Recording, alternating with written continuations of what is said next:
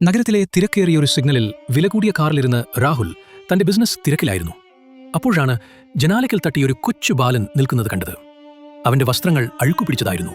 കണ്ണുകളിൽ വല്ലാത്തൊരു തളർച്ചയും. അവൻ ഒരു കവർ മിഠായി നീട്ടി. സാറേ, ഇതൊരെണ്ണം വാങ്ങുമോ? അമ്മയ്ക്ക് വയ്യാതെ കിടപ്പിലാണ്. രാഹുൽ ദേഷ്യത്തോടെ അവനെ ആട്ടിയകറ്റാൻ നോക്കി. എന്നാൽ കുട്ടി വിട്ടില്ല. സാറേ, വിശന്നിട്ടല്ല, അമ്മയ്ക്ക് മരുന്ന് വാങ്ങാനാണ്, അവൻ കരഞ്ഞുകൊണ്ട് പറഞ്ഞു. രാഹുലിന്റെ മനസ്സിൽ എവിടെയോ ഒരു നൊമ്പരമുണർന്നു. അവൻ പോക്കറ്റിൽ നിന്നും ഒരു 500 രൂപ എടുത്ത് അവന് നൽകി. പക്ഷേ ആ കുട്ടി അത് വാങ്ങിയില്ല. എനിക്ക് ദാനം വേണ്ട സാറേ, ഈ മിഠായി വാങ്ങിയാൽ മതി.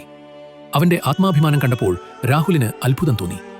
പിറ്റേന്ന് അതേ വഴി പോയ രാഹുലിനെ ആ കുട്ടി ഓടി വന്നു തടഞ്ഞു. അവന്റെ കയ്യിൽ ഒരു പൊതിയുണ്ടായിരുന്നു.